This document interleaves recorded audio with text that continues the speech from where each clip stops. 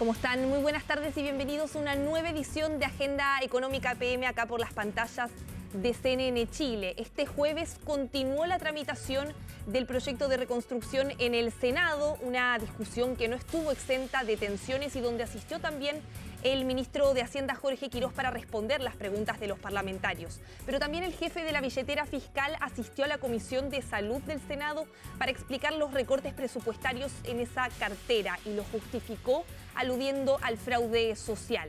Colomba Eijols nos cuenta todos los detalles en la siguiente nota. Algo huele bien en Dinamarca. El ejemplo de Dinamarca llegó hasta la Comisión de Hacienda del Senado, porque el acuerdo alcanzado en ese país para reducir el impuesto corporativo fue utilizado por el ministro Jorge Quirós para reforzar su principal apuesta dentro del plan de reconstrucción, la rebaja del impuesto de primera categoría, una de las medidas más rechazadas por la oposición. Un país donde fue elegida una coalición de centro-izquierda acaba de anunciar una rebaja de impuesto corporativo del 21 al 19 para mejorar la competitividad de los negocios daneses en el contexto internacional. Me parece poco sincero que usted como ministro, por su intermedio presidente, saque a colación un ejemplo de un país como Dinamarca, que las condiciones fiscales son completamente distintas. Esa es una comparación tramposa. Críticas que también vinieron de otros integrantes de la comisión, pero por la extensión de las respuestas entregadas por el ministro de Hacienda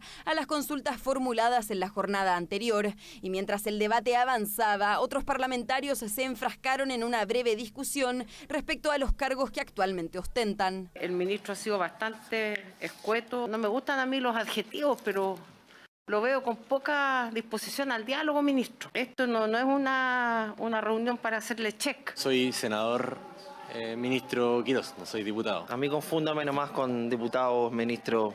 Muy orgulloso de mi paso por la Cámara de Diputados, así que parece que no es tanto el del senador Ibáñez. Se fue el senador Ibáñez, bueno. Y es que el senador del Frente Amplio había dejado la sesión para recalcar las críticas que su sector tiene sobre el fondo de la iniciativa. Entre ellas, la falta de disposición que, a juicio de la oposición, ha mostrado el Ejecutivo para introducir cambios. Siento que en el corazón el gobierno no va a ceder.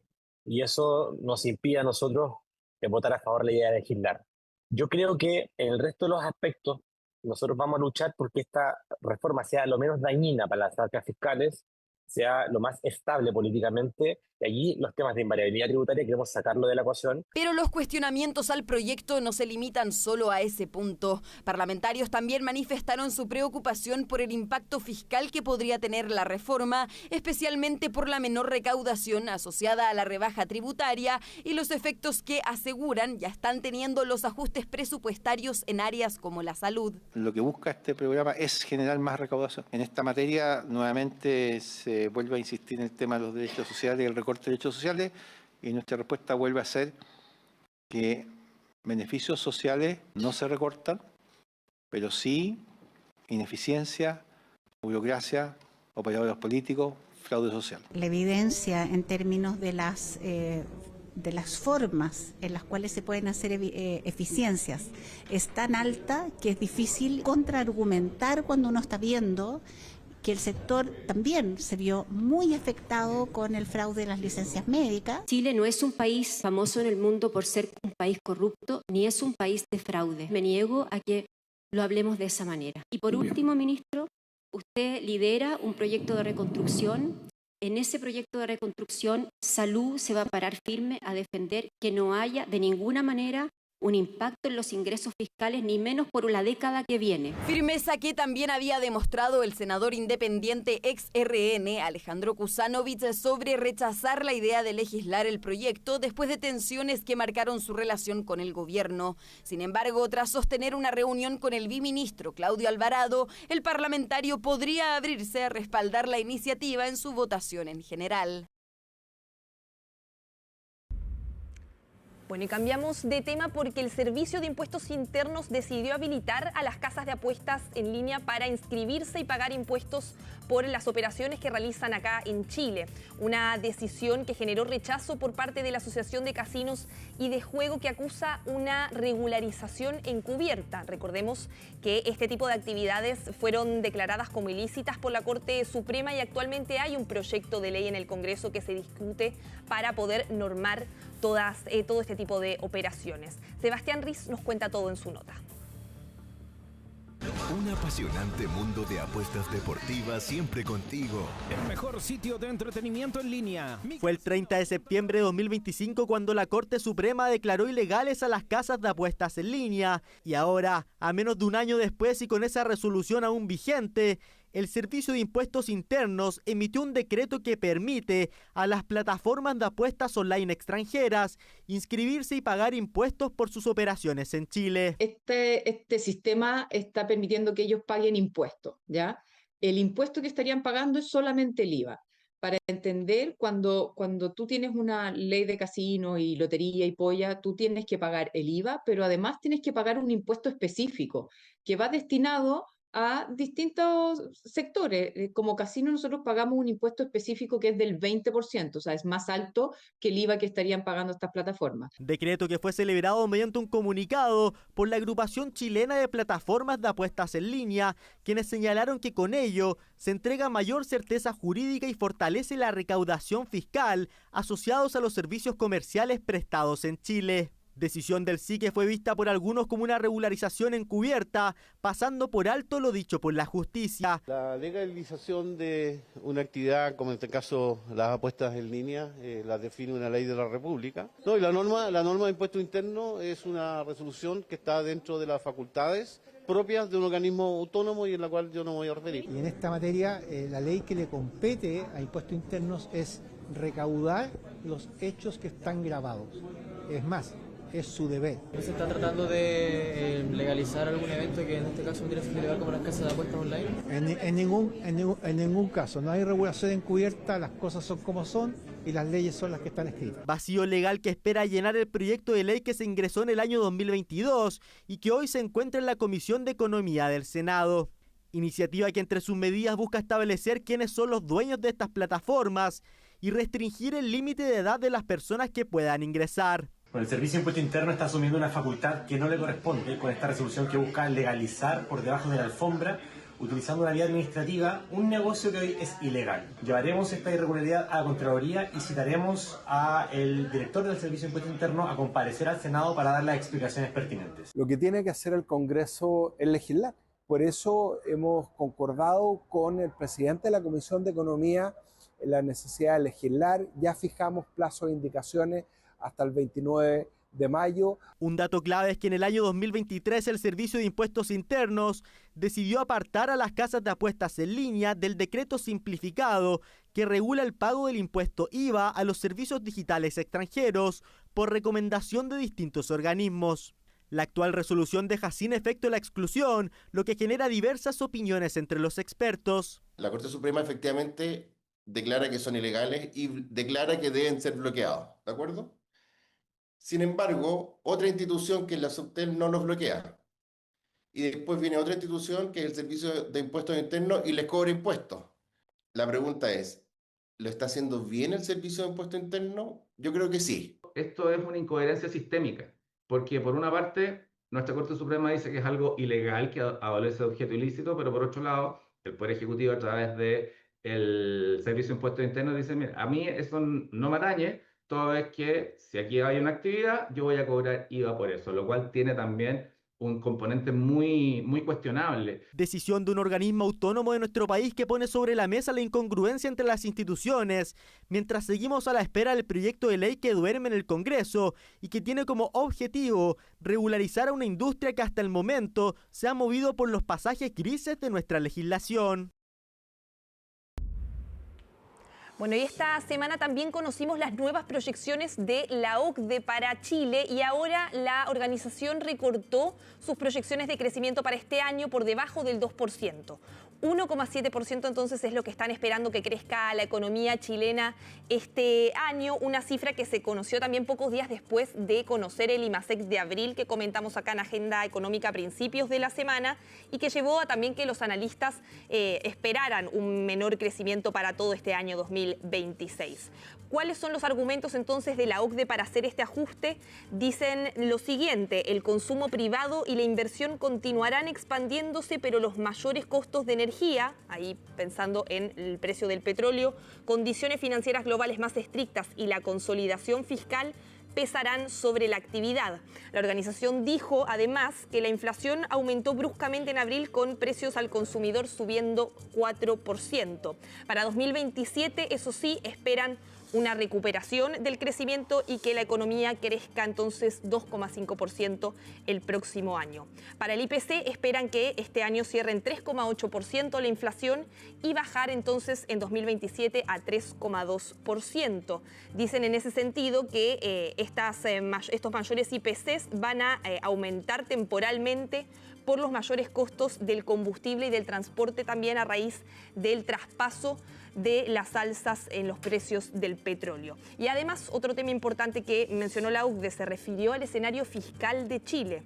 Dicen lo siguiente: sigue siendo necesario aplicar una consolidación fiscal para reconstruir los colchones existentes, al tiempo que las nuevas reformas deberían financiarse o introducirse de forma gradual, de manera que no socaven el necesario ajuste fiscal. Hay un guiño entonces también por parte de la OCDE al plan de reconstrucción nacional que se discute, como decíamos, en el Congreso. Bueno, y cambiamos de tema porque conocimos también los últimos datos de la Asociación de Bancos e Instituciones Financieras sobre cómo estuvieron las colocaciones de créditos en el mes de abril. Esto sirve como termómetro para ver cómo está el consumo y también para ver cómo está desempeñándose la economía.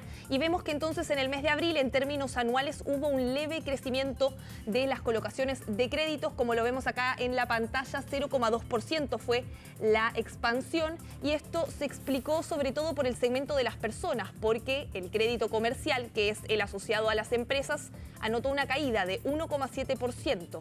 Y cuando vemos el desagregado, vemos que las grandes empresas tuvieron una caída entonces en el otorgamiento de estos créditos de 1,1% y las pymes una baja de 0,7%, mientras vemos que entonces es el segmento de las personas el que impulsa la expansión del crédito en el mes de abril. El crédito hipotecario, un alza de 1,6%. Ahí la explicación, dicen, esto es consolidando una recuperación que ha venido mostrando el crédito hipotecario en los últimos meses, aunque lejos de las tasas de crecimiento históricas, y los créditos de consumo un fuerte incremento, casi 4%, que reflejan entonces, dicen desde la BIF, el aumento del gasto de los hogares. Recordemos que en abril el IPC fue bastante alto, producto también del alza de los precios de los combustibles. De esta forma entonces hacemos una pausa acá en Agenda Económica y ya volvemos con más informaciones.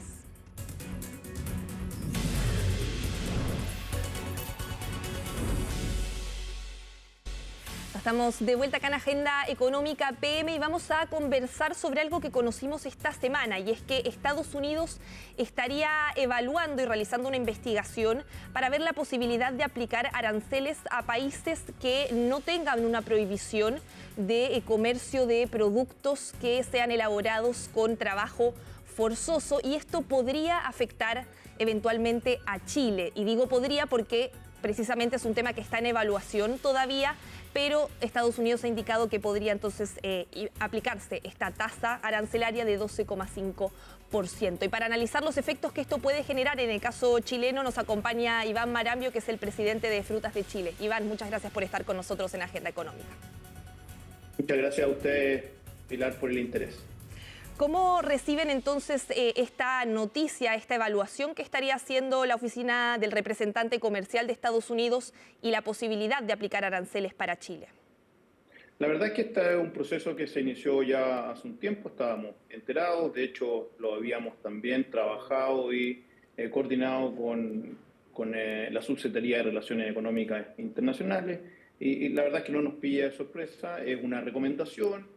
Se trata de de un proceso en curso que tiene unas instancias bien importantes a contar del 22 de junio y principalmente del 6 y 7 de julio, donde existirán audiencias y están los plazos para presentar los descargos del caso y que correspondan. Y por último, estamos bastante confiados en el hecho de que nosotros tenemos un tratado de libre comercio con los Estados Unidos que esperamos prevalezca. Sin embargo, como se señala, es preocupante y es algo que podría ser otra disrupción más al comercio internacional, que es lo que hemos visto principalmente en el último año.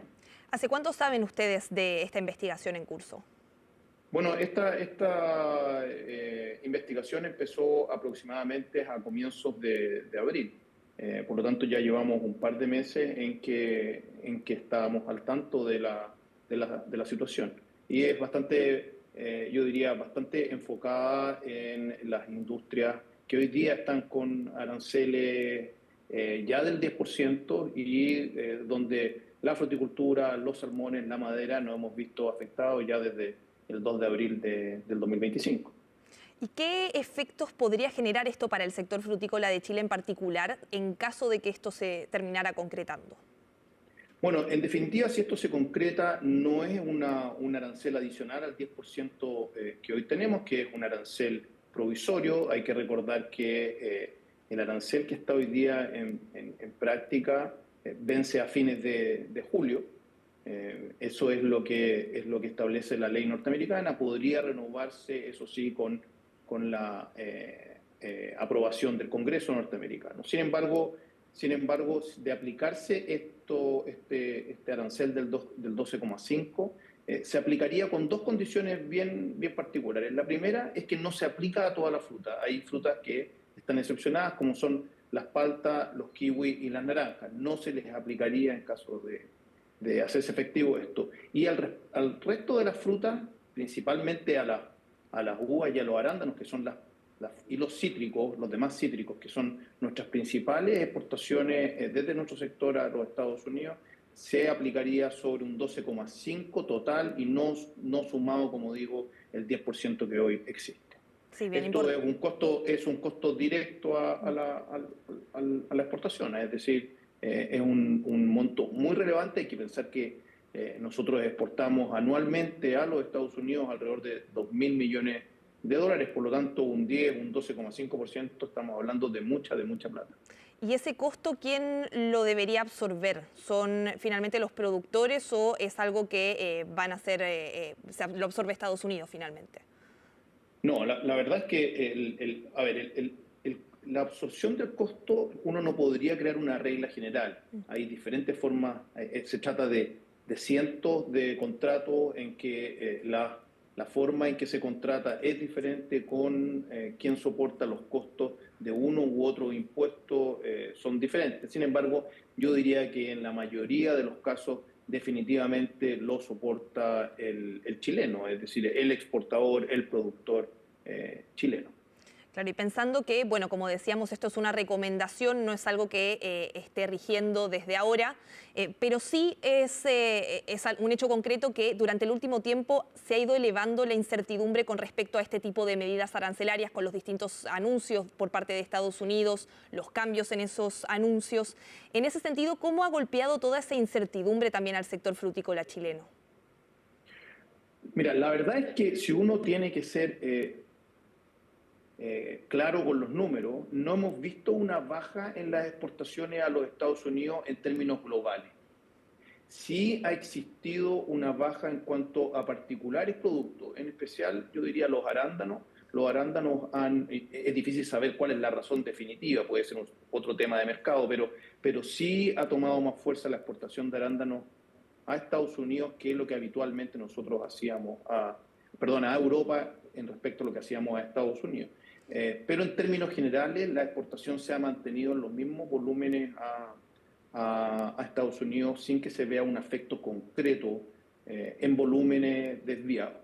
Lo que yo diría que el mundo, o al menos nuestra industria, ha sido bastante resiliente, es que no se ha dado un efecto al cual nosotros les teníamos mucho temor al principio de iniciarse estos aranceles, que es que existiera una carrera proteccionista, es decir, que en el mundo se instaurara una idea de que había que establecer reglas de proteccionismo en diferentes partes en diferentes mercados. Y eso afortunadamente no ha sucedido, y mayores efectos, aparte del costo, que es de por sí un gran efecto, no han existido. Pensando en este escenario entonces de mayor incertidumbre, también cuán importante se vuelve el diversificar finalmente mercados y cuáles son los principales avances que ha hecho Chile en el último tiempo en esta materia. A ver, la diversificación está en el ADN de Chile. Cuando Chile hace 40 años, hace 4 o 5 décadas, decide establecer un modelo de comercio exterior potente, con una relación con instrumentos internacionales de contratación internacional que afectan a más de, o que nos relacionan con aproximadamente el 90% del PIB mundial, la diversificación se hace fundamental y, como digo, está en el ADN del sector público y el sector privado chileno. En el caso de la fruta, nosotros somos altamente diversificados. Tenemos un 30% de nuestra fruta en Asia, un 30% de ella en Norteamérica, un 20% en Europa y un 20% en América Latina.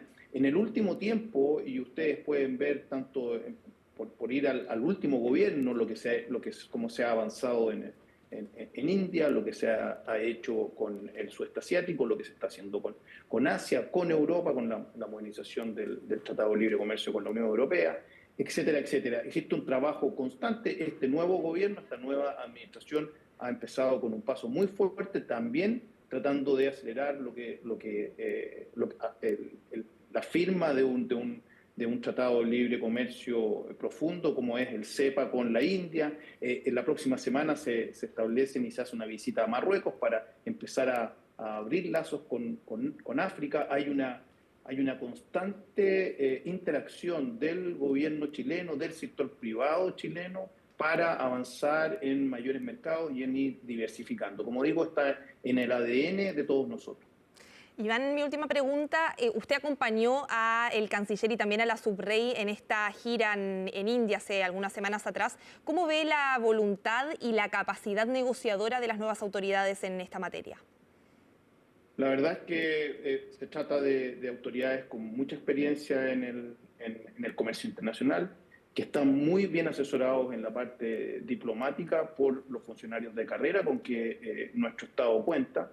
Por lo tanto, estamos muy confiados en el hecho en que vamos a tener prontamente un muy buen acuerdo, un acuerdo de calidad con la India. La verdad es que estamos trabajando muy bien el sector público y el sector privado, lo que ha sido una tónica de Chile cuando se muestra en el exterior.